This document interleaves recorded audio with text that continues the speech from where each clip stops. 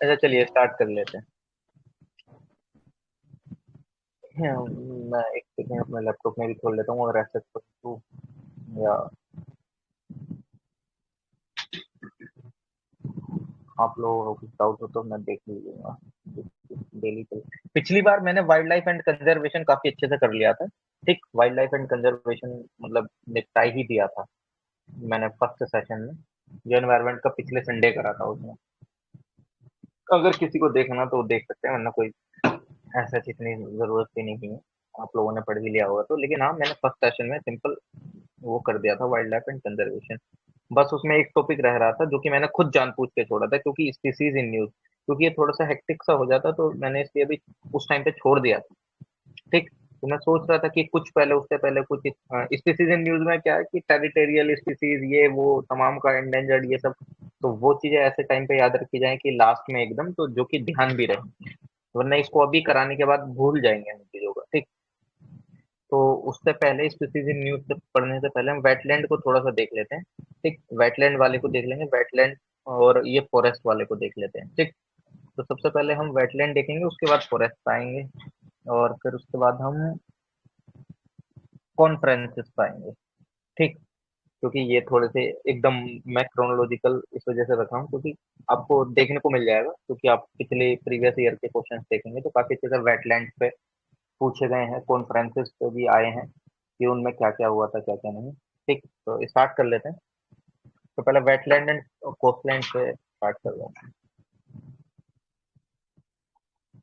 Wetland, कोस्टलैंड and ocean से। तो अभी आपको पता है कुछ न्यू रामसर साइट्स को डाला गया है, मतलब न्यू रामसर साइट्स आपको देखने को मिली है, जिसके बाद से ठीक क्या देखने को मिला आपको, इंडिया में लगभग 26 न्यू वेटलैंड मतलब हो गए हैं, है ना। India has designated 26 new wetlands of international importance under the Ramsar convention. ठीक, 26 न्यू वेटलैंड्स आपके रामसर कन्वेंशन के अंदर इंडिया ने उसके अंदर मतलब डाले हैं, ऐसा समझ सकते हैं। ठीक, और अगर आप देखें तो टोटल मिला के इंडिया के पास अब 75 न्यू रामसर साइट्स हो गई हैं, जिसका एरिया कितना देखने को मिलता है, 13,26,677 हेक्टेयर। 75 रामसर साइट्स हो गई हैं। ठीक, इन 26 को मिलाने के बाद कितनी, 75 रामसर साइट्स, टोटल में कितना एरिया, 13,26,677 हेक्टेयर। याद रखना है रखो, नहीं रखना है मत रखो, डजेंट मैटर। इतना यूपीएससी भी नहीं पूछता इतना मैथमेटिक्स वाली चीजों, मतलब इतना फिगर तो यूपीपीसीएस वगैरह अदर पीसीएस के लिए ध्यान रखना है तो रख सकते हैं, इसलिए मैंने ये फिगर बता भी दी, वरना इतना रिलेवेंस नहीं है। ठीक, अगर हम देखें इसमें कुछ वेटलैंड के बारे में देख लेते हैं, बाद में हम वुहान डिक्लेरेशन के बारे में देखेंगे कि रामसर कन्वेंशन कैसे कैसे क्या निकल का है, लेकिन पहले वेटलैंड्स के बारे में तो जान लो। ये वो एरिया होता है, मतलब अगर आप वेटलैंड को देखें, वेटलैंड का आपको मतलब इसको तोड़ लीजिए, वेट प्लस लैंड यानी कि गीला लैंड, ऐसे तो समझ में आ रहा है। वेट प्लस लैंड यानी कि जो मतलब नमी वाला वेट हो, और वो जमीन है ना, गीली जमीन। तो कोई भी लैंड एरिया जो कि काफी अच्छे से आपका फ्लडेड है वाटर से, या सीजनली या परमानेंटली उसके अंदर पानी वगैरह रहता है, और वो काफी अच्छे से आपकी स्पीसीज को सर्वाइवल का एक वो देता है, एक मतलब इन द सेंस की कंडीशंस प्रोवाइड करता है। ठीक, आपका अच्छा एक चीज मेरे को लिखना आप लोग, क्या जो राइस का एरिया होता है, rice field is comes under wetland और नॉट। ये जो राइस फील्ड है, जो हम चावल वगैरह उगाते हैं, तो जो चावल का खेत है, वो वेटलैंड्स के अंदर उसको कैटेगराइज कर सकते हैं कि नहीं कर सकते हैं। ठीक, ऑब्वियसली बात है, वो जो चावल का फील्ड होता है वो आपका वेटलैंड में उसको करते हैं, क्योंकि वेट प्लस लैंड। अब रामसर में हम उन साइट्स को ही वेटलैंड बोलते हैं जो कि काफी अच्छे से रिकॉग्निशन देते हैं, नंबर ऑफ स्पीसीज को वो रिकॉग्निशन दे रहे हैं, है ना। अब चावल का जो खेत है वो आपको काफी अच्छे से इतनी ज्यादा स्पीसीज को वो नहीं करता है ना, मतलब सर्वाइवल की चीजें प्रोवाइड करता है, बट है वो वेटलैंड। ये अलग बात है कि रामसर कन्वेंशन के अंदर उसको रिकॉग्निशन नहीं मिला है, जैसा कि कुछ साइट्स को रिकॉग्निशन मिल जाता है ना, लेकिन है वो वेटलैंड ही। ठीक, और आपके रामसर कन्वेंशन के अकॉर्डिंग वेटलैंड एरिया को देखें तो वेटलैंड एरिया में आपका पीटलैंड भी आता है। ठीक, area of marches, fan, Peatland, natural और आर्टिफिशियल, परमानेंट और टेम्परेरी वाटर, जो कि आपका चाहे स्टेटिक है या फ्लो में है, ठीक, या फ्रेश वाटर है, डजेंट मैटर, चाहे ब्रैकिश वाटर है चाहे सोल्ट वाटर है, लेकिन हाँ वाटर वाला एरिया होना चाहिए, वो आपके वेटलैंड की डेफिनेशन में आता है अकॉर्डिंग टू। ठीक, टेम्परेरी वेटलैंड है एग्जैक्टली। जो आपका पैडी वाला है वो आपका टेम्परेरी वेटलैंड है। क्यों? क्योंकि इसकी डेफिनेशन में ही बोल दे रहा है वो क्या, देखो इसमें साफ ही लिख रहा है कि परमानेंट और टेम्परेरी विद वाटर। ठीक, तो ये जो पैडी आपका टेम्परेरी वाटर देखने को मिलेगा, तो इस वजह से वो आपकी किस में आ जाता है, वेटलैंड में, टेम्परेरी वेटलैंड। बहुत सही लिखा मैम ने, टेम्परेरी वेटलैंड है पैडी वाला। ठीक, तो इसको ध्यान रख सकते हैं। अगर आप इसमें देखें तो ज्योग्राफिकली इंडिया का जो total 4.86% area, total geographical area आपके वेटलैंड वाले एरिया में आता है। ठीक, इसको ध्यान रखें कितना, 4.86% टोटल ज्योग्राफिकल एरिया कंट्री का वो आपके वेटलैंड में देखने को मिलेगा, किसका, इंडिया का। ठीक, अगर आप देखें जितने भी मैन मेड वेटलैंड है, मैन मेड वेटलैंड और जो आपके नेचुरल वेटलैंड है, तो अगर आप नेचुरल वेटलैंड की बात करें तो natural wetland man made wetland के कंपैरिजन में दुगने हैं। मान लीजिए अगर मैन मेड वेटलैंड 10 हैं, तो आपके नेचुरल वेटलैंड कितने हैं, 20 हैं। ठीक, दुगने हैं। ठीक, इसको ध्यान रखिएगा। ओके, आप थोड़ा सा रामसर कन्वेंशन के बारे में देख सकते हैं। ठीक, रामसर कन्वेंशन के बारे में क्या देखेंगे, कि जो रामसर कन्वेंशन ये इंटर गवर्नमेंटल ट्रीटी है जो कि आपकी अडॉप्ट हुई थी 1971 में, लेकिन ये फोर्स में कब आई, यानी कि इन द सेंस कि वो लागू कब से होने स्टार्ट हुई, 1975 से लागू होने स्टार्ट हुई। और इसका ऑब्जेक्टिव क्या है कि काफी अच्छे से कंजर्वेशन रखना, जो वेटलैंड वगैरह हैं और जो रिसोर्सेज वहां पे हैं, जो सर्वाइवल के कंडीशंस प्रोवाइड कर रहे हैं, उनको काफी अच्छे से कंजर्व करके रखना, जो वहां पे सर्वाइवल स्पीसीज हैं उनको ऐसा कोई हानि वगैरह ना हो। ठीक, मैम ने हिंदी में भी लिख दिया, जिसको हिंदी भाषी लोग हैं जिनका हिंदी मीडियम है, दल दल, पीटलैंड, सल्फस, मार्सेस, मतलब ये सारे आपके वेटलैंड में आते हैं। ठीक, थैंक यू मैम, आपने हिंदी में भी लिख दिया। इसके अंदर आपके कितनी कंट्रीज देखने को मिलेंगी, 172 कॉन्ट्रैक्टिंग पार्टीज हैं, इसमें से भारत भी एक पार्टी है। ऑब्वियसली बात है, जब हम अपना वेटलैंड को रिकॉग्निशन दे रहे हैं तो इंडिया भी है काफी अच्छे से उसके अंदर। ठीक, तो इसको अब ध्यान रखिएगा। और कुछ ऑर्गेनाइजेशनल पार्टनर्स आपको इंटरनेशनली कौन कौन से देखने को मिल जाते हैं इसके साथ, वर्ल्ड लाइफ इंटरनेशनल। ठीक, एक आपको देखने को मिलता है IUCN, IWMI international water management institute, wetland international, WWF international, wild foul and wetland trust, ये सारे इसके इंटरनेशनल पार्टनर्स हैं। ठीक, वेटलैंड से रिलेटेड अगर आप देखेंगे, यार मेरा मोबाइल जब से मैं सेशन लेना चालू करा 20% से कभी ऊपर जाता ही नहीं, अभी भी 18% ही है। हो जाएगा कि नहीं होगा वो तो कुछ नहीं पता है। ऐसा है। ठीक, सिग्निफिकेंस की बात करें तो काफी अच्छे से, मतलब ये वैसे मेंस पॉइंट ऑफ व्यू से काफी अच्छे से इंपॉर्टेंट है, लेकिन थोड़ा सा मैं ऊपर ऊपर ओवरऑल बता देता हूँ। जो आपके कार्बन कार्बन सिंक में काफी अच्छे से आपको हेल्प करते हैं, इन द सेंस कि कार्बन स्टोरेज में ये जो वेटलैंड है, जैसे कि आपके मैनग्रोव है, मैनग्रोव काफी अच्छे से आपके कार्बन मतलब एमिशन को रोकते हैं, उनको कैप्चर करते हैं। तभी तो हमने कल देखा था ना, कल इकोनॉमिक वो बजट कर रहा था, तो मैंने बताया था कि मिस्टी प्रोग्राम चलाया गया है इस बार गवर्नमेंट के थ्रू। तो ध्यान रख लेना, मिस्टी प्रोग्राम क्यों चलाया गया कि आपके मैनग्रोव प्लांट करे जाएंगे कोस्ट लाइन में भारत की, जिससे कि मैनग्रोव क्यों प्लांट करे जाएंगे, क्योंकि वो कार्बन को काफी अच्छे से कैप्चर करने में हेल्पफुल होते हैं, जिस वजह से उसको प्रमोट करा जाएगा, लगाया जाएगा, किस स्कीम के थ्रू, मिस्ट्री स्कीम के थ्रू। ध्यान रखना, मिस्ट्री स्कीम जरूर पढ़ के जाना, चाहे कुछ पढ़ो ना पढ़ो, बजट से ये चीज जरूर पढ़ के जाना। प्लस साथ में क्या पढ़ के जाना, कल बताया था मैंने, एनीमिया सेल को कब तक एलिमिनेट करना है, 2047 तक। एनीमिया सेल, मिस्ट्री को जरूर पढ़ना, मिलेट को भी पढ़ना। ठीक, कब तक एलिमिनेट करना है एनीमिया सेल वाली डिसीज को, 2047 तक। बहुत सही लिखा है, टाइम इज रनिंग मैम ने भी सही लिखा, मिलेट को भी पढ़ के जाना। ठीक, श्री अन्ना करके मैडम ने वो बोला था, किसने, आपकी निर्मला फाइनेंस मिनिस्टर ने काफी उस पर जोर दिया था। तो ये तीन तो बहुत इंपॉर्टेंट टॉपिक है जो कि आपको पढ़ के जाने ही जाने हैं। ठीक, मैंने कल भी बताए थे कुछ इस तरीके से जो बजट के हैं, क्योंकि बजट से देखने को मिल जाता है। क्योंकि 2020 के अंदर आपको एक केस देखने को मिला था, रखुमाबाई केस 1884 का। वो निर्मला सीतारमण ने बजट के समय वो चीज बोली थी कि हम सारदा एक्ट को अमेंड करेंगे, ये सब करेंगे, जो कंटेंट को लाएंगे। तो थोड़ा सा उनकी स्पीच अगर सुनी हो आपने बजट के टाइम, तो मतलब ये चीज सुननी चाहिए, वैसे इग्नोर नहीं करना चाहिए स्पीच वगैरह बजट वगैरह क्या। आई होप आप लोगों ने सुनी होगी, है ना, ये सुननी चाहिए, ये बहुत इंपॉर्टेंट चीजें होती हैं कि किसने क्या बोला क्या नहीं, है ना। तो थोड़ा सा देख लीजिएगा, मैं आपको बता रहा हूँ। ठीक, और ये जो आपके सिग्निफिकेंस क्या है कि आपके हैबिटेट को काफी अच्छे से घर वगैरह प्रोवाइड कराती हैं, बहुत अच्छे से वाटर स्टोरेज करके रखती हैं, है ना, लाइवलीहुड क्रिएट करके रखती हैं, मतलब काफी सारी चीजें हैं। ये सिग्निफिकेंस वाला पार्ट आपके मेंस पॉइंट ऑफ व्यू से ज्यादा इंपॉर्टेंट है ना, एज कम्पेयर टू अभी का। ठीक, अगर मैं रामसर वेटलैंड साइट्स बताऊं ओवरऑल, वैसे ही इसमें बता देते हैं, क्योंकि अब एक एक करके तो मैं बताने नहीं बैठूंगा, वैसे ही बता देता हूँ। जैसे आंध्र प्रदेश में आपको कोल्लेरू लेक देखने को मिलेगी, असम में दीपौर बील, बिहार में कवरताल वेटलैंड, गोवा में नंदा लेक, गुजरात में खजाडिया वाइल्ड लाइफ सेंचुरी गुजरात में एक और है।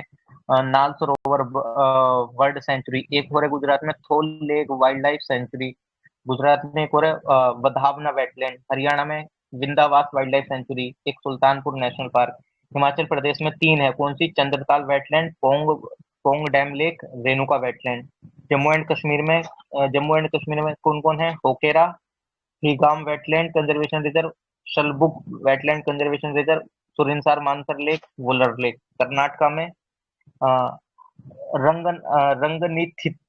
क्या है? Ranganathittu bird sanctuary. Kerala Ashtamudi wetland Kerala में एक और है। सस्तम कोटा, वेम्बनाड कोल वेटलैंड, शोकारलैंड आपके लद्दाख में देखने को मिलेगा। एक और सोमूरी लेक मध्य प्रदेश के अंदर। भोज और साक्ष्य सागर, सिरपुर वेटलैंड, यशवंत सागर। महाराष्ट्र में लोनार लेक जो कि आपकी मेटेरोइड से बनी है, आपको पता ही है। नंदुर मदमेश्वर और थाने क्रीक। मणिपुर में लोकटक लेक आपको पता है, ये डांसिंग डियर के लिए काफी अच्छे से फेमस है। मिजोरम के अंदर पाला वेटलैंड, उड़ीसा के अंदर अंसुपा लेक, बिटर बिट बिटकर्निका मैंग्रोव वाले area, Chilika lake, Hirakud reservoir. ठीक, और आपका क्या? सतकोशिया। ठीक, इसको ध्यान रख लेना।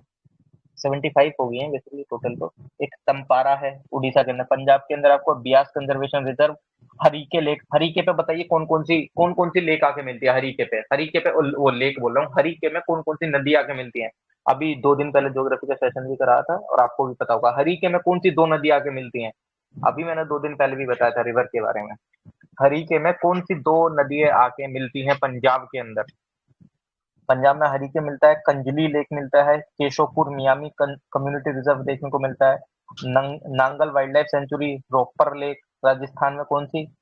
केलादियो Ghana national park, Sambhar lake. Tamil Nadu में Chitrangudi bird sanctuary, gulf of Mannar और Kanjirankulam bird sanctuary, Karikili bird sanctuary, Koonthankulam bird sanctuary, Pallikaranai marsh reserve forest, Pichavaram point Calimere wild life sanctuary, Suchindram Theroor wetland complex, Udhayam Marthandapuram bird sanctuary, Vaduvur bird sanctuary, Vedanthangal bird sanctuary, Vellode bird sanctuary और बेम्बानूर वेटलैंड कॉम्प्लेक्स। त्रिपुरा में रुद्रसागर। उत्तर प्रदेश में है बाकी कौन सी? Bakhira, Haiderpur, Nawabganj, Parvati Agra, Saman, Samaspur, Sandi bird sanctuary, Sarsai Nawar झील, सूर सरोवर, अपर Ganga river. मैं इसी के किनारे का हूँ। ये जो अपर गंगा रिवर वाला जो है, मैं इसी के पास का हूँ। ये जो उत्तर प्रदेश में। ठीक, उत्तराखंड आसाम कंजर्वेशन रिजर्व। ठीक, वेस्ट बंगाल में east Kolkata wetland, Sundarban wetland. तो ये 75 थे यार, 75 का नाम बोल दिया, मुझे भी ध्यान हो गया। तमिलनाडु के तो मुझे भी ध्यान नहीं थे इतने सारे। चलो ठीक है, आप लोगों के साथ वो सबसे ज्यादा भाई वो तमिलनाडु में ही है। 48 से 48वें नंबर से लेके 61 तक। लिटरली मुझे भी ध्यान नहीं था यार इतने तो। मैं भी आप लोगों के साथ साथ, चलो ठीक है, चीजें ध्यान में रहेंगी। तो टोटल कितने हैं? 75 है। ठीक, ध्यान रहे, अच्छी बात है, ध्यान रहने चाहिए, बट एलिमिनेट कर पाओ। ठीक, आप तमिलनाडु की भी ध्यान नहीं आ रही है तो कोई एक स्टेट की पता हो जिससे आप एलिमिनेट कर पाओ काफी अच्छे से। ठीक, तो इसको ध्यान रखना। ठीक, ओके, तो आगे देख लेते। मेरी आवाज आ रही है कि नहीं आ रही है? एक सेकंड रुकना यार, ये कॉल पे कॉल पता नहीं क्या चलता रहता है।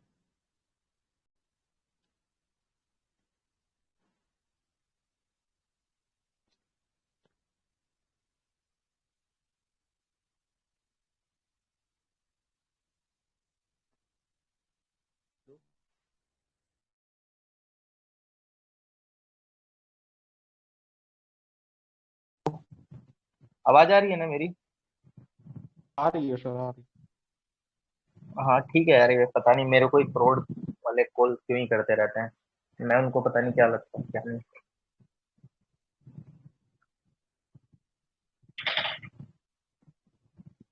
ठीक,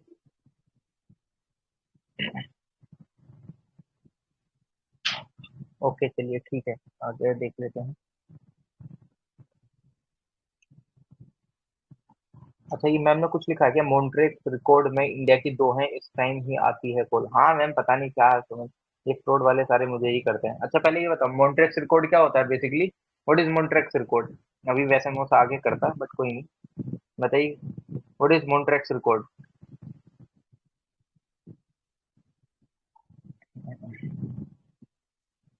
आप बता सकते हैं वैसे।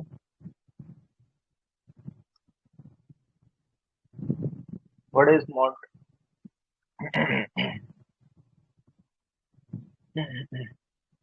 मोन्ट्रेक्स रिकॉर्ड क्या होता है? जो काफी अच्छे से चीजों को कंजर्वेशन वगैरह करके नहीं रख पाती है क्या नहीं? करंटली आपके दो उसके अंदर वेटलैंड्स हैं, मैम ने काफी सही लिखा है। अब दो वेटलैंड्स कौन से हैं उस मोन्ट्रेक्स रिकॉर्ड के अंदर, वो आप मेरे को बताइएगा। बताइए कौन से दो वेटलैंड्स आपको देखने को मिलते हैं उसके अंदर में। मैम ने लिखा सही है, दो वेटलैंड्स हैं उसके अंदर, लेकिन वो है कौन से बताइए। नेम दैट वेटलैंड जो कि मोन्ट्रेक्स रिकॉर्ड के अंदर है। केवला देव और वो लामजाऊ नेशनल पार्क। केला देव और ये लोकटक लेक। हाँ हाँ, लोट कर, जी जी सर, सही है। ये भी था, लोकटक। क्या बोलते हैं, चिल्का लेक, फिर ये हट गया था। ये दो हटा दिए ना, पहले चार थे। ये लोकटक लेक है, ये एक आपकी केवलादेव नेशनल पार्क है।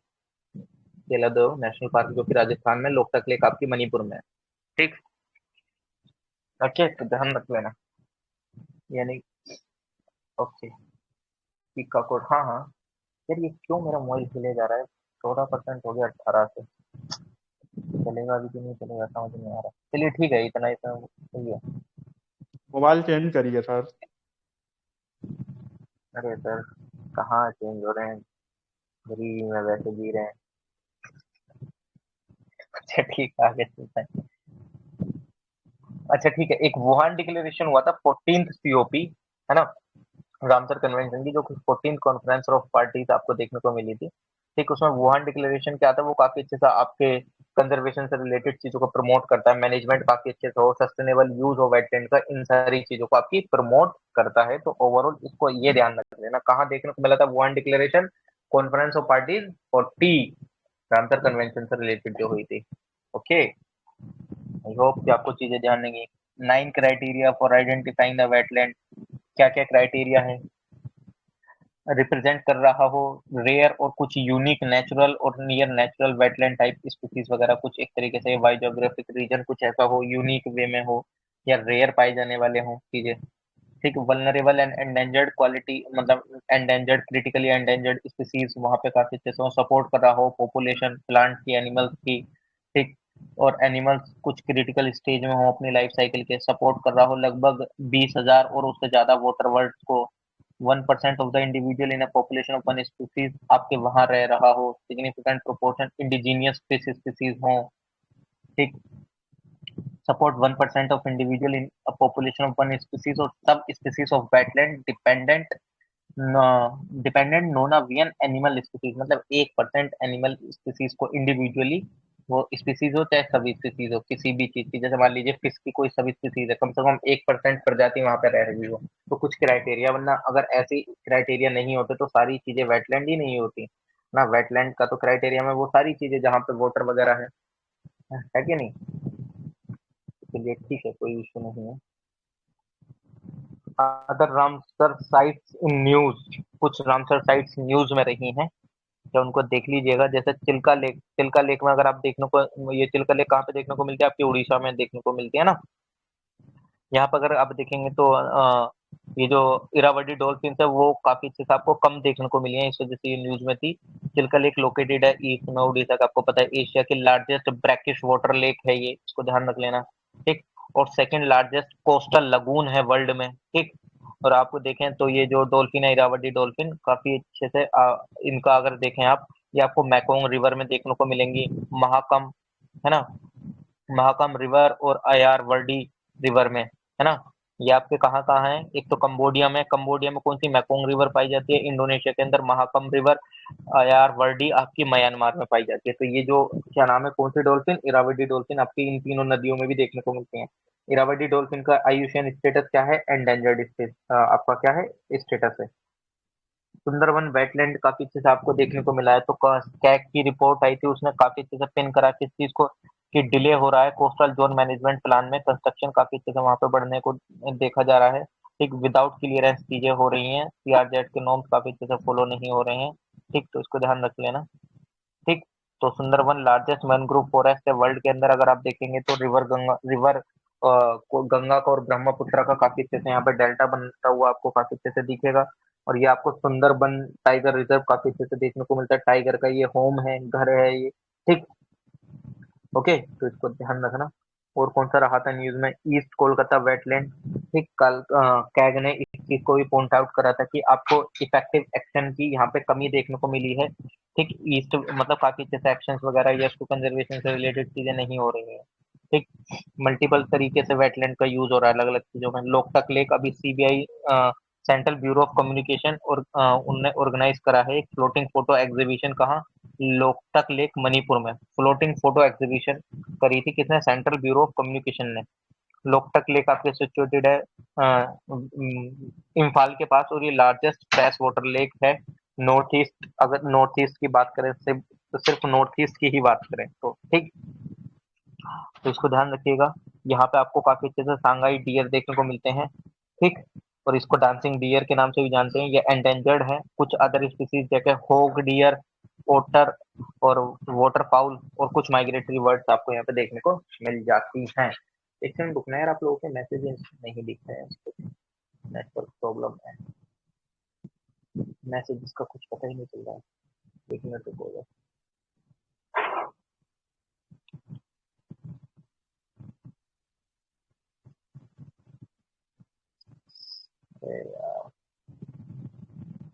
आप लोगों को मैसेज नहीं दिख रहे हैं, कभी किसी ने कुछ डाउट भी कराओ तो अभी एक दो मिनट में अभी मैं देख लूंगा। अभी नेटवर्क का शायद कुछ इशू आ गया है।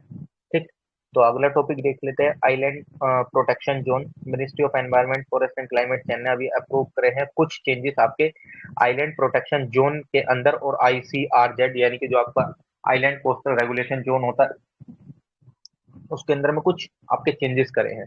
ठीक, क्यों? क्योंकि काफी अच्छे से अगर आप देख रहे हैं तो गैस पावर्ड प्लांट लगाए जा रहे हैं अंडमान एंड निकोबार आइलैंड में, तो इस वजह से कुछ चेंजेस भी करने जरूरी थे, तो कुछ चेंजेस करने को देखने को मिले हैं।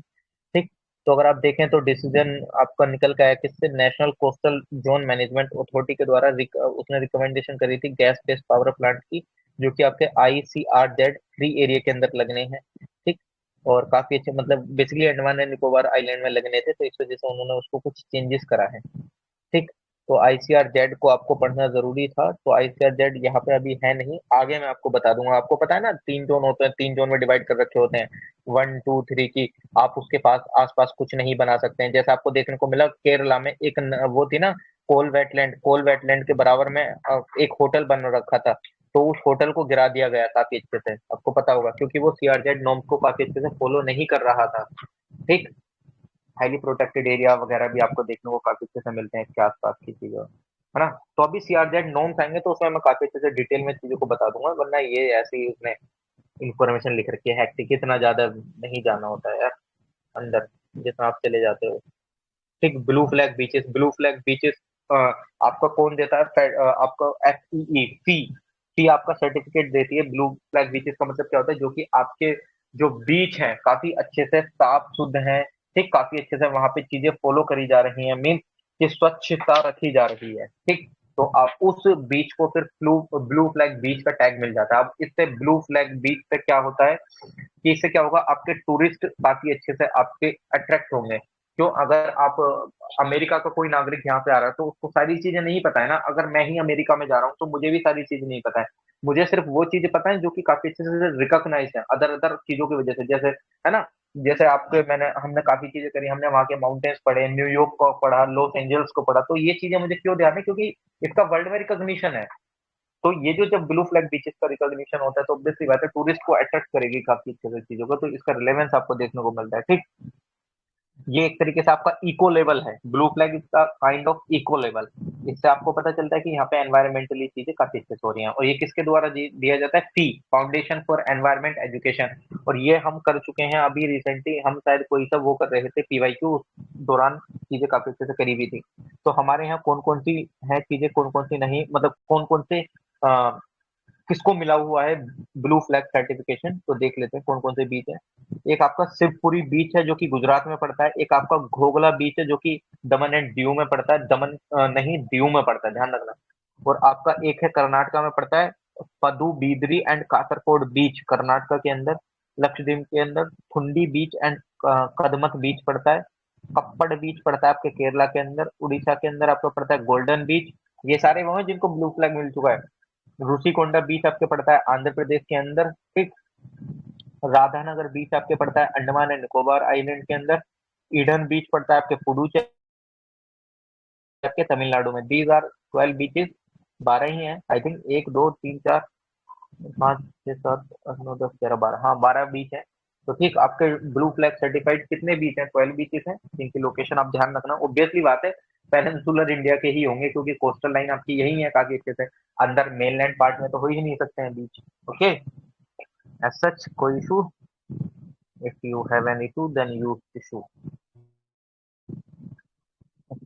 एक होटल एक रेस्टोरेंट पे लिख रहा था उसके टिश्यू पेपर के ऊपर have an issue use tissue.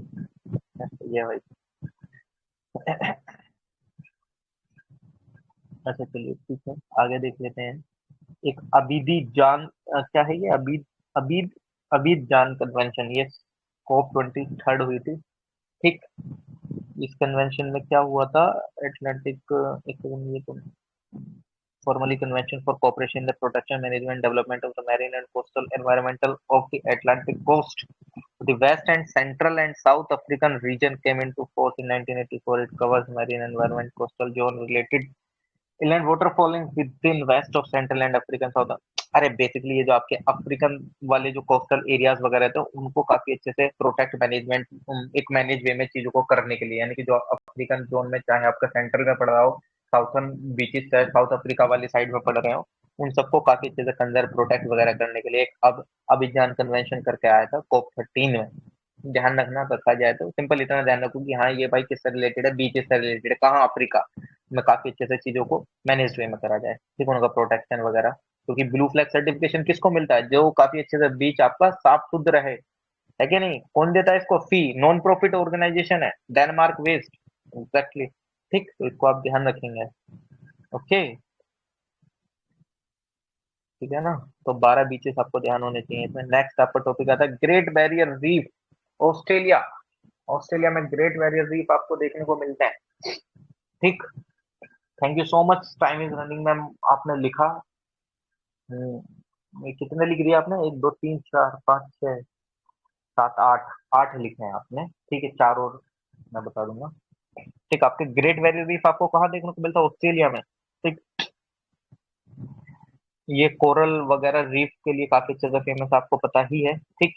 एक तो साइंटिस्ट ने एक सक्सेसफुली ट्रायल करा है न्यू मेथड्स का, एक क्रायोमिश, ये फ्रीज करने के लिए और स्टोर करने के लिए कोरल लार्वे को, है ना, काफी अच्छे से इसको कोरल लार्वे को काफी अच्छे से क्या करने के लिए? स्टोर करने के लिए और उसको फ्रीज करने के लिए। दो तरीके के मेथड निकल के आए हैं, ये ध्यान रख लें। कोरल रीफ के कोरल लार्वे को या तो फ्रीज और स्टोर करने के लिए लाए गए हैं। क्यों न्यूज में थे? Cryomesh method will help in building reef threatened by climate change. जो आपको पता है जो आपकी रीफ है, कोरल रीफ है, वो काफी अच्छे से आपकी मतलब क्लाइमेट चेंज से इफेक्ट हो रही है ना, है ना? तो उसको काफी अच्छे से आपको स्टोर भी करना है, तो स्टोर करने के लिए एक क्रायोमेश मेथड लाया गया है जिससे कि आपकी जो थ्रेटेंड हो रहा है क्या आपकी स्पीसीज, किस चीज से? क्लाइमेट चेंज से, उनको रोका जाए। भाई बहुत सही चीज है ये, ध्यान रखना। यूपीएससी इज मोर अबाउट की क्या क्या टेक्नोलॉजी इनोवेटिव आ रही है, तो इसको ध्यान रखना। क्रायोमेश मेथड जस्ट लाइक 2022 में पूछा गया था Miyawaki method, what is Miyawaki method, किस कंट्री पे बेस्ड है? बताना किस कंट्री का मेथड है ये मियावाकी मेथड? 2022 का ही क्वेश्चन है ये, मियावाकी मेथड, जापान, एग्जैक्टली। तो this kind of information is very relevant for UPSC, ठीक। काफी अच्छा मेथड ये, इसका चलो मैं करूंगा बाद में अभी, ठीक। तो ये इस चीज पे थोड़ा फोकस कर लेना, इस चीज को मैं खुद बता रहा हूँ। ये जो क्रायोमिश मेथड है, क्योंकि आपको लगेगा कि यार कुछ साइंस एंड टेक से रिलेटेड है ना, कुछ साइंस एंड टेक से रिलेटेड है, बट ये आपके कोरल रीफ के कंजर्वेशन से रिलेटेड है। अगर उनको थ्रेटन हो रहा है किससे? क्लाइमेट चेंज से, तो प्लीज फोकस रखिएगा। क्रायोमिश मेथड क्या होता है? एक math technology, what is math technology? फिर वही हमको दिमाग में आएगा कि यार साइंस एंड टेक से रिलेटेड होगा, एनवायरमेंट से तो रिलेटेड नहीं होगा। साइंस एंड टेक से रिलेटेड नहीं है, एनवायरनमेंट से रिलेटेड है। मैथ टेक्नोलॉजी आपकी हेल्प करेगी स्टोर करने में लार्वा को कितने टेम्परेचर पे, 196 डिग्री सेल्सियस माइनस के पे रखा जाएगा इसको, -196 डिग्री सेल्सियस पे कोरल के लार्वे को स्टोर करके रखा जाएगा। कौन सी टेक्नोलॉजी? Math technology. प्लीज दो टेक्नोलॉजी का ध्यान रखना, कोई इसको टाइप भी कर देना, ठीक। अब तो को पॉलिसी बता दे रहे हैं यार, सब सब बनेंगे ना आईएएस, काफी अच्छा लगेगा, मतलब होगा ना कि ये लोग साथ में बने आईएएस, ग्रुप स्टडी करते थे, है क्या नहीं? आगे एकदम निकल के कि ये रहे महारथी टेलीग्राम से। क्रायोमैक्स मेथड और एक मैथ टेक्नोलॉजी, प्लीज फोकस रख लेना। किस चीज से रिलेटेड है? कोरल रीफ से रिलेटेड है।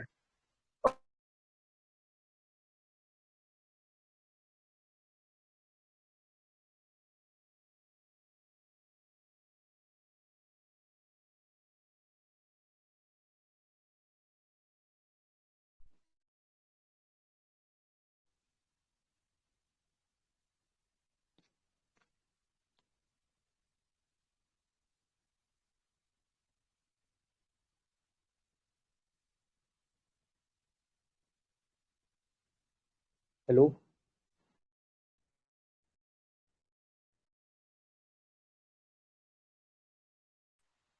हेलो हेलो हेलो, आवाज आ रही है मेरी? यार आ रही है सर, ये आ रही है। ये सर, इन स्पैम वालों को मेरे पास कॉल करने का और कोई टाइम नहीं है। मैं सुबह से शाम तक कॉल नहीं आएगी इनकी, खासकर कॉल या तो शाम को 4 से 5 आ जाएगी, 8 से 9 आएगी। इन्होंने भी कसम खा रखी है कि भाई कभी करनी है तुमको भी कॉल हमको। चलो ठीक है, तो ये ध्यान रख लेना उनसे दो प्लीज। उनसे भी बोला करो सर, टेलीग्राम पे आओ। अरे यार तुमको मैं बताऊंगा, एक बार मैंने कस्टमर को बहुत देर से कस्टमर केयर कॉल करे जा रही थी, मैंने फिर भाई साहब उसके जो मजे लिए बताऊंगा अभी बाद में, इस सेशन के बाद। उसने फिर दोबारा कॉल नहीं करी मुझे। ये करते रहते हैं ना लोन लेने के लिए, लोन लेने के लिए मैं तुम्हें चलो बता ही देता हूँ। तो मेरे को कॉल करते हैं, सर वो क्रेडिट कार्ड ले लीजिए। मैं परेशान हो गया, एसबीआई की कॉल आ रही थी लगातार, अदर की भी आती रहती है एचडीएफसी से। तो कहती है सर आपको लोन मिल जाएगा 2 लाख रुपए का, आप लेना चाहेंगे? मैं कहा हाँ चलो ठीक है, लेना चाहूंगा। तो कहती है कि सर आप क्या करते हैं? मैं जी कुछ नहीं करता। आपके पिताजी क्या करते हैं? मैं जी दारू पीते हैं। तो कहती है कि लोन कैसे देंगे? तभी तो मैं नहीं ले रहा था, मतलब बहुत देर तक उसके साथ ऐसी करी। मैं तो वो फिर पूछ रहे थे आप क्या करते थे? मैं टायर पिंचर लगाता था मैं। सही भाई सही साहब। है सर, उसको सही है। यार उसके उस बेचारी ने मुझे दोबारा कॉल नहीं करा फिर। चलो ठीक है, जीवीआर देख लेते हैं। वही जीवीआर, ग्रेट बैरियर रीफ, ये वर्ल्ड की लार्जेस्ट बैरियर रीफ है, जो आपकी लोकेटेड है कहाँ? ऑस्ट्रेलिया में। ठीक, ध्यान रखना किधर साइड में? नॉर्थ ईस्टर्न पार्ट में। देखो इन सब जो चीज न्यूज में है ना, खासकर उनकी लोकेशन भी ध्यान रख लेना। क्यों? मैं इसको आपको एग्जांपल तथ्य भी बताता हूँ। क्या 2021 में क्वेश्चन पूछा गया था किससे? नुब्रा वैली से रिलेटेड। आपको अगर डायरेक्शन पता थी तो आप काफी अच्छे से उसको कर सकते थे। तो this thing is very important for location based question, कि आपका जो ग्रेट बैरियर रीफ है वो कौन से पार्ट में पड़ता है? नॉर्थ ईस्टर्न पार्ट में पड़ता है, इसको ध्यान रख लेना। क्योंकि किसी को नहीं पता था सियाचिन ग्लेशियर के नॉर्थ में साउथ में, ये पता है। जिसको पता था वो अच्छे से करके आ गया है।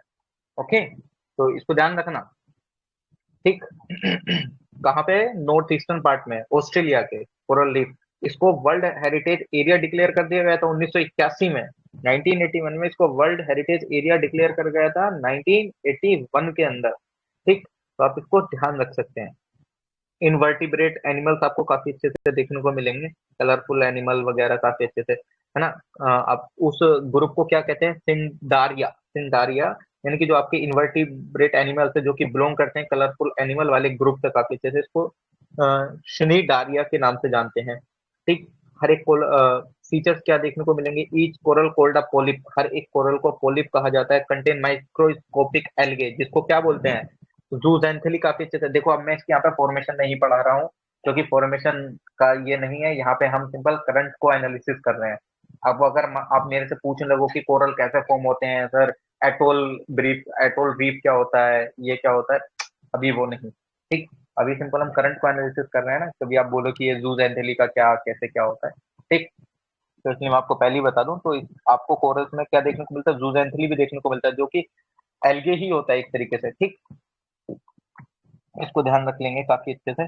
और अगर आप इसका सिग्निफिकेंस देखें कोरल रीफ का, 1% अर्थ के सरफेस में पाए जाते हैं, काफी अच्छे से इसको ध्यान रखिएगा। ठीक, 1% अर्थ के सरफेस में पाए जाते हैं। एक काम करिए, जितने मैं इस चीज को बोल रहा हूँ, आप मेरे को कंडीशन लिखिएगा, कोरल रीफ के लिए बनने की कंडीशन क्या है। ये मैंने डिस्कस करा था ज्योग्राफी के सेशन में, ये मैंने डिस्कस करा था। मैंने ज्योग्राफी के मैंने ही प्रीवियस ईयर प्रीलिम्स के क्वेश्चन कर रहे हैं ना, हम रात में 11 से कर रहे थे, तो उस टाइम पे मैंने कंडीशंस भी डिस्कस करी थी। व्हाट आर द कंडीशंस, क्या कंडीशंस हैं। ठीक, कंडीशंस क्या है बेसिकली, कोरल रीफ को पैदा होने के लिए क्या क्या टेम्परेचर कंडीशन क्या चाहिए, कितने मीटर तक डेवलप हो सकता है, सैलिनिटी कितनी चाहिए। प्लीज 3 कंडीशन टाइप कर दीजिए, 3 कंडीशन आपकी भी रिवाइज हो जाएंगी।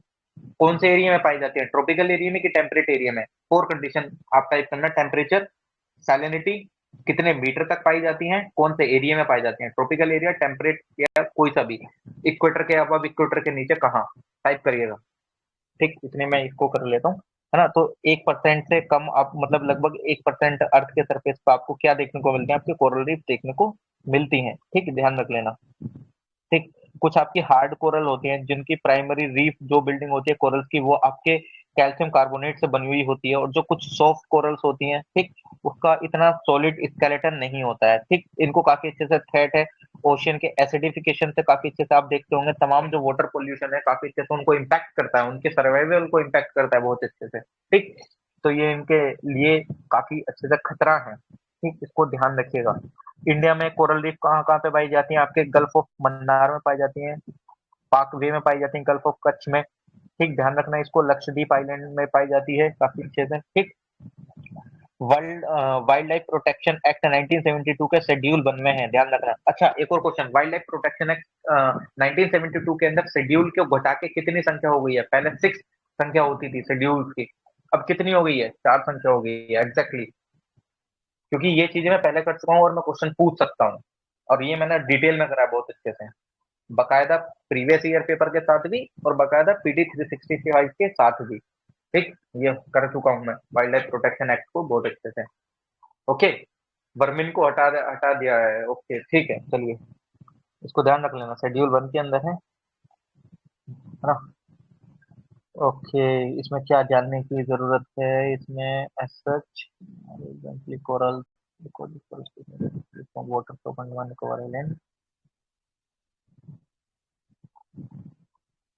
यार, बहुत ज्यादा हेक्टिक सी इंफॉर्मेशन हो जाएगी आपको। इतना बेसिक पढ़ो कि मतलब जो हार्ड क्वेश्चन है, मतलब अपर लेवल के क्वेश्चन को एक बार इतना वो ना करो, है ना। चलिए ठीक है, एक सेकंड को, जो इसमें जरूरी है मैं वो बता देता हूँ, क्योंकि इतना ज्यादा हेक्टिक होना भी सेहत के लिए हानिकारक है, क्योंकि पचाया नहीं जाता है। क्योंकि अगर आप ज्यादा खाना खा लेते हैं किसी पार्टी में जाके, आपसे पचता नहीं, आपको एसिडिटी हो जाती है, वो आपका निकलना ही निकलना है ना। तो काम इतना करो कि आप उसको अच्छे से पचा पाओ और सामने वाले को उसका टेस्ट बता पाओ कि हाँ भाई, इतना अच्छा टेस्ट था। आपने ठूस ठूस के खा लिया, आप सामने वाले को कुछ आउटपुट दे ही नहीं रहे हैं, तो वो वैसा आपका इनपुट किसी काम का नहीं है।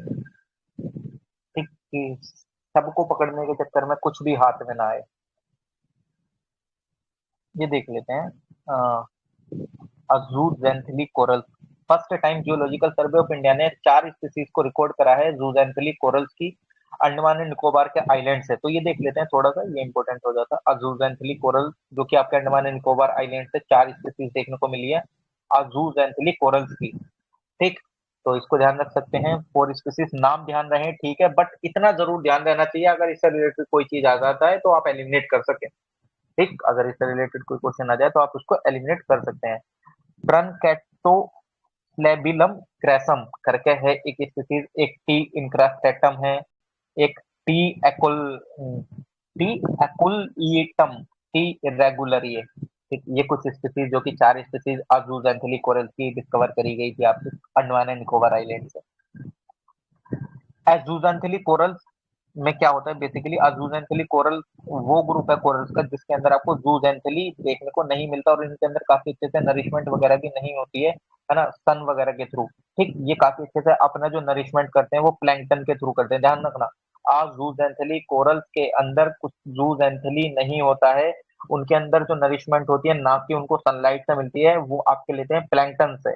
ये काफी डीप सी में जाके मिलते हैं, आपको ध्यान रखना 200 मीटर से 1000 मीटर के अंदर में आपको जाके मिलते हैं।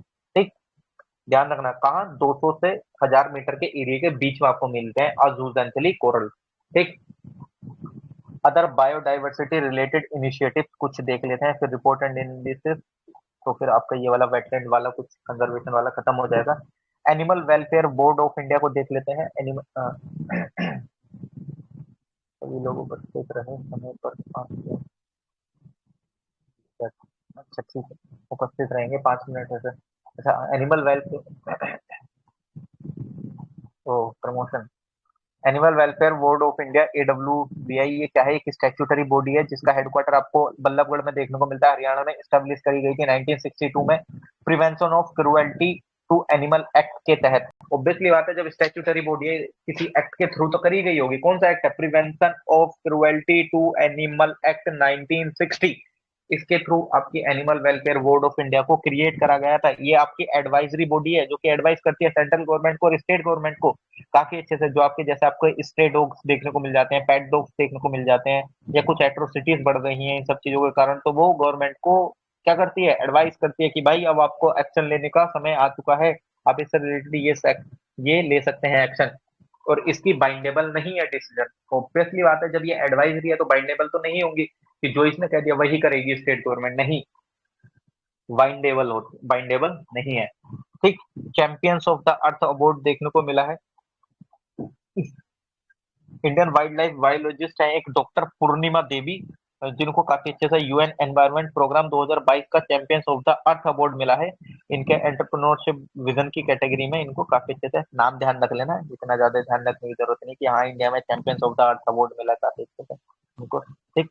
इन्होंने काफी अच्छे से ट्रांसफॉर्मेटिव आइडिया, मतलब कुल मिला के इन्होंने एनवायरनमेंट को बचाने के लिए कुछ ना कुछ जरूर करा है। ठीक, ये ध्यान रख लेना है ना। अगर किसी को अवार्ड मिला है यूएनईपी के थ्रू तो उन्होंने काफी अच्छे से, फीमेल है एक तो, और काफी अच्छे से उन्होंने कुछ एक्शंस लिए हैं। ठीक, इसको ध्यान रख लेना। Oran land resident from Jaisalmer Rajasthan demanding the oran land to be declared as community conserve sacred area against it current status of waste land.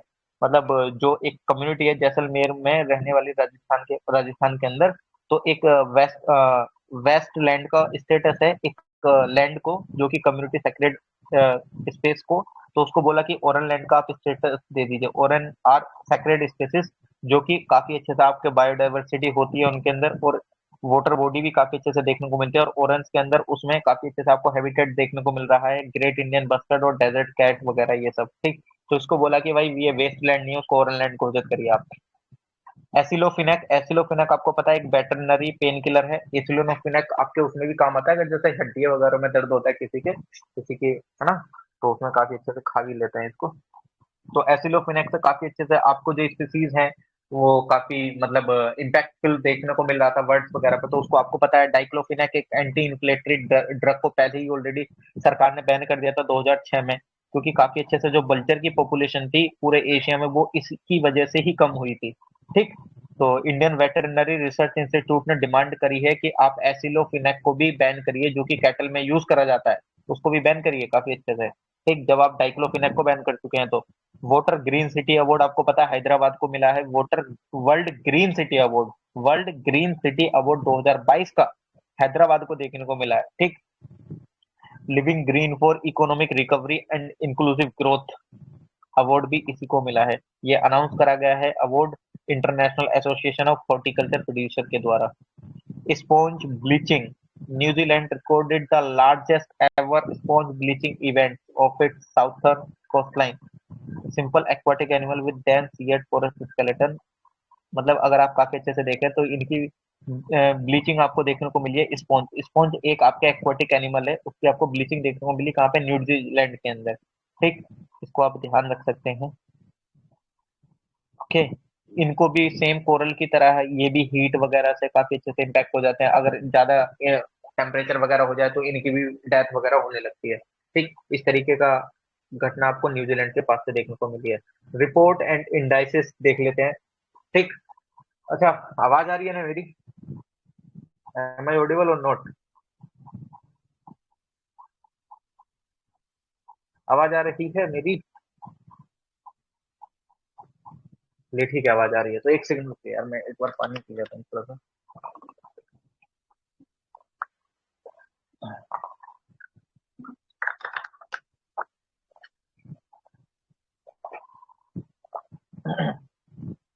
Reports and indices में आप देख सकते हैं state of the world bird, एक रिपोर्ट निकल कर आई है, किसके द्वारा रिलीज करी गई है, वर्ल्ड लाइफ इंटरनेशनल के द्वारा। ये आपकी non profit global conservation group है, ठीक। ये काफी अच्छे से वर्ड से रिलेटेड चीजों को करता है, इतना ध्यान रख सकते हैं आप। इंडिया से आपकी जो एक बॉम्बे नेचुरल हिस्ट्री सोसाइटी जो कि मुंबई में देखने को मिलती है, वो वर्ल्ड लाइफ इंटरनेशनल की पार्टनर है। भारत से कौन सी ऑर्गेनाइजेशन इसकी पार्टनर है, बॉम्बे नेचुरल हिस्ट्री सोसाइटी जो कि मुंबई में है, वो वर्ल्ड वर्ल्ड लाइफ इंटरनेशनल की पार्ट है पार्टनर है एक तरीके से। इन्होंने काफी अच्छे से बताया है, रिपोर्ट ने हाईलाइट करा है थ्रेट, लगभग काफी जो वर्ड की स्पीसीज है जो कि एक्सटेंट कगार पे है, काफी अच्छे से 10,994 स्पीसीज को काफी अच्छे से आपको थ्रेटन देखने को मिल रहा है, ठीक। और एक दो चिड़िया हैं, देखो ध्यान रखना एक चीज कि जो आपकी एंडेंजर्ड कैटेगरी में है, चीजें जो डाली गई हैं, चाहे बर्ड है चाहे आईयूसीएन का स्टेटस है, जो कि एक्सटेंट की कगार पे है, क्रिटिकली एंडेंजर्ड है या एंडेंजर्ड है, उन चीजों को ध्यान रख लेना जो कि स्पीसीज में एड ऑन हुई है। एक मालेव मैक्रोसिफेलोन मालेव करके, और एक वियतनामीज क्रेस्टेड अरग रिहैन रिहैन रिहैंड्रिया और ओसेलेटा, इनको ऐड करा गया है क्रिटिकली एंडेंजर्ड कैटेगरी में। ये वर्ड के नाम है यार, थोड़े से अजीब से ही हैं, मालियो मैक्रोसिफेलोन और वियतनामीज क्रेस्टेड अर्गस रिहैंडिया ओसिलेटा, ये क्रिटिकली एंडेंजर्ड कैटेगरी में ऐड करे गए हैं, इसको ध्यान रख सकते हैं। वैसे आएगा नहीं ये नाम, देख लो आपको डायरेक्टली बोल रहा हूँ ये आएगा नहीं है, लेकिन हम देख लेते हैं क्रिटिकली एंडेंजर्ड में कौन कौन से हैं भारत की तरफ से। कुछ ऐसे क्या मतलब जो कि आपकी वर्ल्ड लाइफ इंटरनेशनल के अंदर, Himalayan quail, great Indian bustard, Bengal florican, sociable lapwing, cadence courser, white billed heron, red headed vulture, white rumped vulture, Indian vulture, slender billed vulture, Bugun liocichla, yellow breasted bunting, ठीक। तो ये आपके critically endangered species में है, ध्यान रख सकते हैं आप, ठीक। ओके, तो इसको ध्यान रखना। और बाकी ऐसा इसमें क्या ध्यान रखने लायक है, हाँ ये देखो ये स्टेटमेंट होते हैं एकदम प्यारे प्यारे से स्टेटमेंट होते हैं भाई साहब, अगर मैं होता तो मैं ऐसे स्टेटमेंट को उठा के दे देता यूपीएससी, मतलब यूपीएससी में सेलेक्ट होंगे ऑब्वियसली बात है, कभी ना कभी क्वेश्चन बनाने का मौका भी मिलेगा, है क्या नहीं। तो ये प्यारा प्यारा सा देखो, देख रहे हो कितना प्यारा स्टेटमेंट है, more threatened species are found in tropical than in temperate latitude. भाई साहब अगर मैं इसको टेम्परेट को आगे लिख दूं और ट्रॉपिकल को पीछे लिख दूं, क्वेश्चन गलत हो जाएंगे 2 मिनट में, है ना। 2 मिनट मतलब ये देख रहे हो कितना, ना इसमें डाटा कोट है ना इसमें किसी का नाम कोट है, सिंपल उसने दे दिया कि भाई मोर थ्रेटेंड बर्ड स्पीसीज आपको देखने को मिल रही है ट्रॉपिकल एरिया में, ना कि टेम्परेट वेटलैंड में, टेम्परेट लैटिट्यूड में। मैं टेम्परेट की जगह यहाँ पे ट्रॉपिकल लिखना, ट्रॉपिकल की जगह मुझे क्या लिखना है, temperate. Statement will be wrong. इतना प्यारा सा स्टेटमेंट है, इस तरीके की स्टेटमेंट तो उठाती है। कभी आपने देखा हो, कभी यूपीएससी ने डाटा वगैरह कोट करा कि 2.4% ये हुआ ये हुआ, यूपीएससी उठाती है स्टेडली इंक्रीजिंग, लगातार इंक्रीज हो रहा है, increasing within 2 decade, increasing last 2 year, increasing या decreasing from last 2 year, decreasing from last 3 year, इस तरीके से स्टेटमेंट उठाती है। तो डाटा पे इतना फिगर आउट मत करना, बस इतना पता हो कि भाई ये डिक्रीज हो रहा है इंक्रीज हो रहा है, क्या देखने को मिल रहा है। ये लिटरली बहुत पसंदीदा मेरे को, ये काफी अच्छे से लगा, ये स्टेटमेंट बहुत प्यारा स्टेटमेंट है। डाटा को स्टेटमेंट में पूछ लेते हैं आराम से, तो ये बहुत प्यारा स्टेटमेंट है, ठीक। तो इसको ध्यान रखिएगा, सबसे ज्यादा जो बर्ड स्पीसीज को खतरा देखने को मिला है वो आपके ट्रॉपिकल वाले एरिया में मिला है, ना कि टेम्परेट वाले में। ऑब्वियसली बात है, सबसे पहली बात देखो, ये लॉजिकली भी बात है, देखो कैसे कि अगर ये स्पीसीज, अगर आपने वर्ल्ड लाइफ वाली ये पढ़ा भी नहीं है रिपोर्ट, मेरे को उसने दे दिया ट्रॉपिकल और टेम्परेट, कि ट्रॉपिकल में सबसे ज्यादा खतरा देखने को मिला, टेम्परेट में कम देखने को मिला। ऑब्वियसली बात है, मैं इसको एक अपनी लॉजिकल थिंकिंग पे भी लगा के देख सकता हूँ, मतलब हम करके आते हैं ना 50-50 रिस्क खेल के, इस पे खेल सकता हूँ आराम से। देखो सबसे पहली बात, टेम्परेट वाले एरिया में आप अगर देखेंगे तो आपको वहां से जो हवाएं देखने को मिलती है, पोलर लैटिट्यूड वगैरह ये सब, तो आपको एकदम ठंडे इलाके में इतनी बर्ड तो देखने को नहीं मिलते हैं, साइबेरिया वगैरह या आपके ये मतलब नॉर्वे, डेनमार्क, ये सब काफी अच्छे से इतना तो नहीं आपको बर्ड देखने को मिलते हैं। बर्ड आपको ट्रॉपिकल वाले पे ही देखने को मिलते हैं, क्योंकि ठंडी कंडीशंस रहती हैं वहां पे, वैसे ही मतलब एनिमल के सर्वाइवल की कंडीशंस थोड़ी वैसी हैं, पोलर एरिया आ जाता है, टुंड्रा एरिया आ जाता है, तो इतनी कहाँ बर्ड देखने को मिलते हैं। तो ऑब्वियसली बात है, मैं इस पे 50-50 खेल सकता हूँ कि भाई ये स्टेटमेंट सही है, ठीक। वो वाला सिनेरियो आ जाता है। State of the world forest report 2022 देखने को मिली है, जो कि आपके रिलीज करी गई है United Nation Food and Agriculture Organization के द्वारा। ठीक, इसको ध्यान रख लेना। इसने क्या प्रेजेंट करा है डाटा, इसने एनालिसिस बताया आपका फॉरेस्ट एंड पीपल का काफी अच्छे से 2 साल के अंदर में जो भी आपको इंटरेक्शन ये सारी चीजें देखने को मिला है। तो इसमें जो हमारे लिए इंपॉर्टेंट है वो क्या है, more than 54% of the world forest is only 5 countries. बहुत प्यारा स्टेटमेंट है भाई, कि लगभग 54% वर्ल्ड का फॉरेस्ट का एरिया 5 कंट्रीज में देखने को मिलता है। 54% फॉरेस्ट का एरिया वर्ल्ड में 5 कंट्रीज में देखने को मिलता है। कौन सी? रशियन रशियन फेडरेशन, मतलब रशिया, ब्राजील, कनाडा, यूएसए और चाइना। रशिया, ब्राजील, ब्राजील में क्यों, क्या है, अमेजोन फॉरेस्ट, कनाडा, यूएसए और चाइना। ठीक, इंडिया नहीं है, ध्यान रख लेना इसको, इंडिया नहीं है। जिसमें इंडिया नहीं है वो चीज याद रखने वाली हो जाती है। क्यों? क्योंकि हमारा ध्यान जाता है, अरे यार हमारे तो मेघालय में भी इतने फॉरेस्ट हैं, हमारा मैनग्रोव इतना फॉरेस्ट है, नॉर्थ ईस्ट पूरा फॉरेस्ट से भरा पड़ा है, ऑब्वियसली बात है इंडिया होगा। उसने चाइना की जगह इंडिया दे दिया, तो आपके दिमाग में ऑब्वियसली आता है, अरे यार इंडिया होगा, सही बात है, सही होगा। नहीं, जिसमें इंडिया नहीं है उस पर ध्यान देना। 54% जो वर्ल्ड का फॉरेस्ट एरिया है वो 5 countries, Russia, Brazil, Canada, USA, China. ठीक, तो इसको आप काफी अच्छे से ध्यान रख सकते हैं। ओके, और आपका कौन सा देखने को मिला है रिपोर्ट एंड इंडाइसिस में, IPBES assessment report sustainable use of wild species, मतलब सस्टेनेबल यूज से रिलेटेड बात करी गई है वाइल्ड स्पीसीज की। इसमें असेसमेंट किसने, देखो ये इतना इंपॉर्टेंट नहीं है। देखो मैंने आपको स्टार्टिंग में भी पहले बताया था, यूपीएससी अपने कुछ टॉपिक पर स्टिक है भाई। 10 ऑर्गेनाइजेशन है उनसे बाहर नहीं जाता है, world bank, ASEAN, SCO, IMF, world economic forum. ठीक, अब आप तमाम तरीके की ऑर्गेनाइजेशन की रिपोर्ट पढ़ के चले जाओ, छोटी मोटी ये वो वहां पे जाता ही नहीं है। जैसे वर्ल्ड ज्योग्राफी में कहाँ पे रिलेटेड है, रेड सी, मेडिटेरियन सी, पर्शियन गल्फ, ब्लैक सी, कैस्पियन सी। अब आप तमाम पढ़ के चले जाओ, लेकिन आपको अगर ये नहीं पता है ना, तो डजेंट मैटर। आप पिछले 10 सालों की हिस्ट्री का पेपर निकाल के देख लो, मतलब प्रीलिम्स का, आपको पता चल जाएगा कि किन किन एरिया पे फोकस है। ठीक, क्या ध्यान रख लेना इन सब चीजों को। ये वैसी यार, ये इस तरीके की असेसमेंट तो रिपोर्ट पता नहीं कितनी आई है, कितनी निकल के चली जाती है। बट हाँ कोई नहीं, अगर है तो इसमें मैं आपको बता देता हूँ। ठीक, ओके, मैं लिटरली बता रहा हूँ, हम चीजों को हेक्टिक खुद बना देते हैं यार। जिन चीजों पर फोकस नहीं देना उस पर ऊपर ऊपर करके गो थ्रू करो, डजेंट मैटर। क्योंकि इस तरह की रिपोर्ट हजार निकलती है यार, ऑक्सफैम ऑक्सफोर्ड निकालती है हर, मतलब तमाम यूनिवर्सिटी है, सब अपनी अपनी निकालेंगे, सारी ध्यान रखोगे क्या? इतने ज्ञाता हम भी नहीं है क्या नहीं? इतना जान लो, ये जो international science policy platform on biodiversity and ecosystem services है, ये स्टैब्लिश हुआ था 2012 में। इंडिपेंडेंट इंटर गवर्नमेंटल बॉडी है, काफी अच्छे से ये स्ट्रेंथन करता है साइंस पॉलिसीज, जो कि कंजर्वेशन और सस्टेनेबल यूज ऑफ बायोडाइवर्सिटी से रिलेटेड जो भी पॉलिसीज आती हैं, जिससे कि ह्यूमन और एनिमल कॉन्फ्लिक्ट काफी, मतलब चीजों को सस्टेनेबल चीज में लेकर चला जाए। ऐसे नहीं कि आप अपने लिए इस चीज को मार मार दे रहे हैं। ठीक, एक बेहतर वे में चीजों को करो। मेंबरशिप इसमें 139 कंट्रीज है, इंक्लूडिंग इंडिया इसका मेंबर है। ये कोई एक यूएन की बॉडी नहीं है, ध्यान रख लेना, it is not a UN body. All state member जो यूएन के हैं वो इसके एलिजिबल हैं आईपीबीईएस के मेंबरशिप के लिए। ठीक, तो इसको ध्यान रख सकते हैं। इसने काफी अच्छे से एनालिसिस करा है sustainable use of wild life species से रिलेटेड, कि आपको कैसे चीजों पे ध्यान करना है, कैसे नहीं करना है, उसकी हंटिंग नहीं करनी है, हार्वेस्टिंग काफी अच्छे से करनी है ना, मतलब चीजों को कम करके रखना है ना। ऐसा नहीं कि आप अपनी वजह से उन स्पीसीज को दिक्कतें पहुंचा रहे हैं।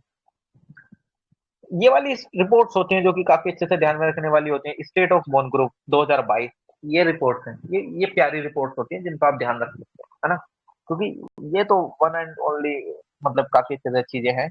ये रिलीज करा जाता है काफी अच्छे से आपका ग्लोबल मैंग्रोव अलायंस के द्वारा। एनुअल रिपोर्ट है, देखो ये बहुत प्यारा सा स्टेटमेंट है, एनुअल रिपोर्ट।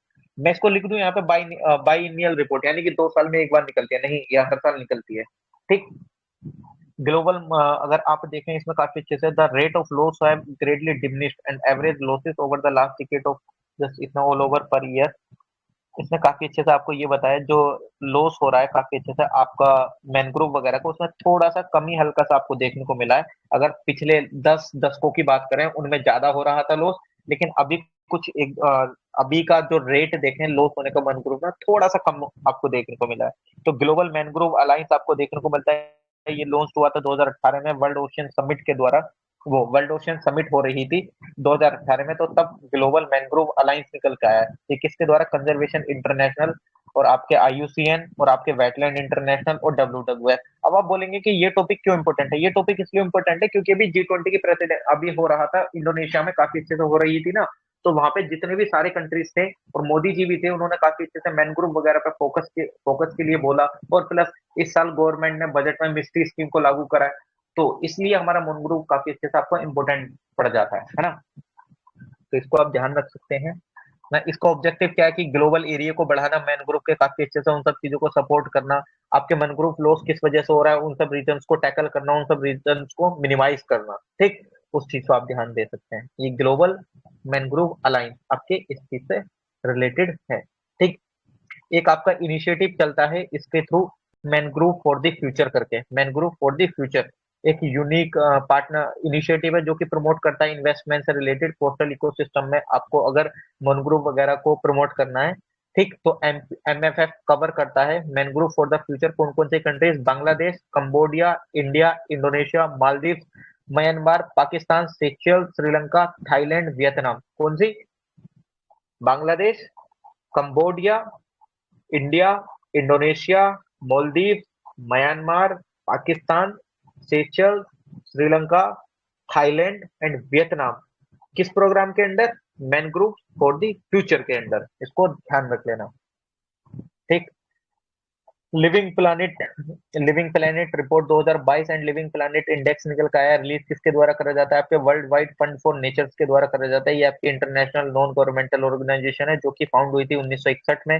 हेडक्वार्टर कहाँ पे है इसका? स्विट्जरलैंड ग्लैंड के अंदर। ये हर साल, हर 2 साल में अपनी रिलीज करता है अपनी रिपोर्ट कि किस तरीके से आपकी जो स्पीसीज है एनवायरमेंट में आपका रेस्पॉन्ड कर रही है, क्या वो चीजें, मतलब जो क्लाइमेट चेंज वाली चीजें हैं, क्या उन सब चीजों की वजह से आपका जो थ्रेट बढ़ तो नहीं रहा है बायोडायवर्सिटी के लिए। ठीक, तो काफी अच्छे से ये कौन रिलीज करता है? आपका world wild life fund for nature, W.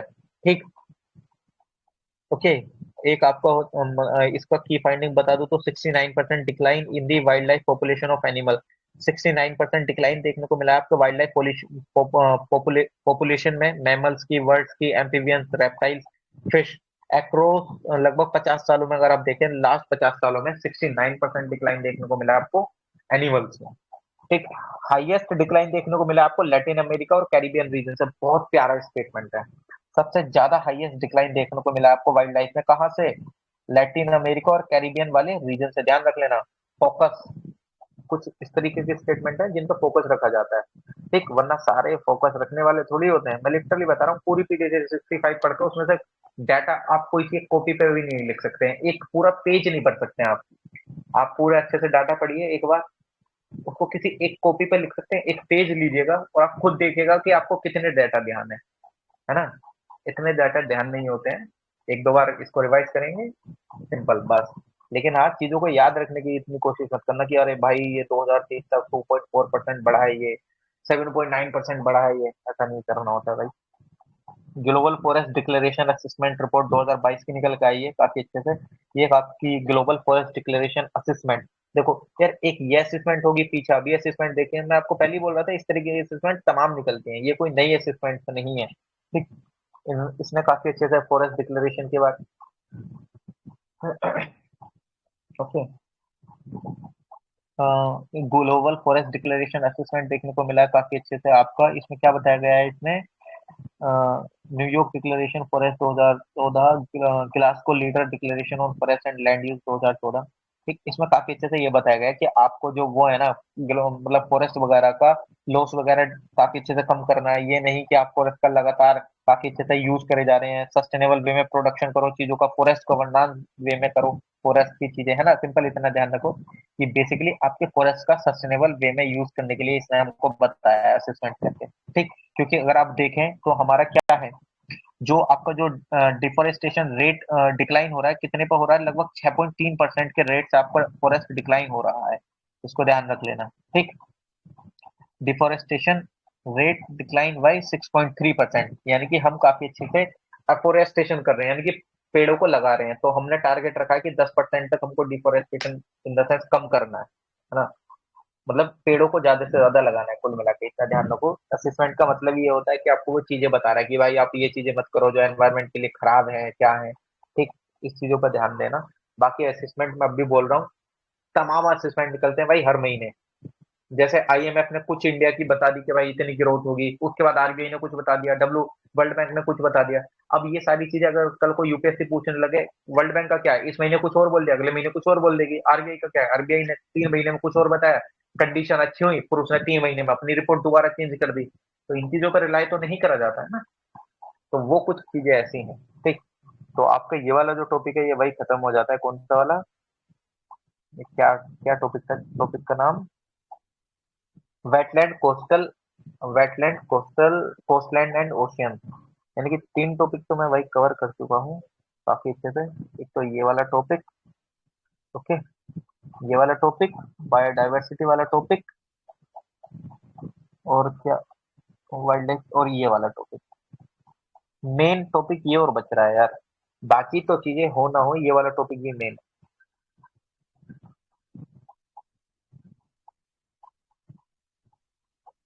है कि नहीं। अरे काफी लोग हैं भाई। अच्छा, करना है, नहीं करना है। मजा आता है यार एनवायरनमेंट करने में। वैसा मुझे, मैं अपना खुद सोच रहा था कि एनवायरनमेंट का कैसा है, बट हाँ ठीक लग रहा है यार एनवायरनमेंट। अब नहीं करना है, नहीं कल हाँ हेक्टिक हो जाएंगी चीजें, नींद आने लगेगी। ठीक है, ओके। तो फिर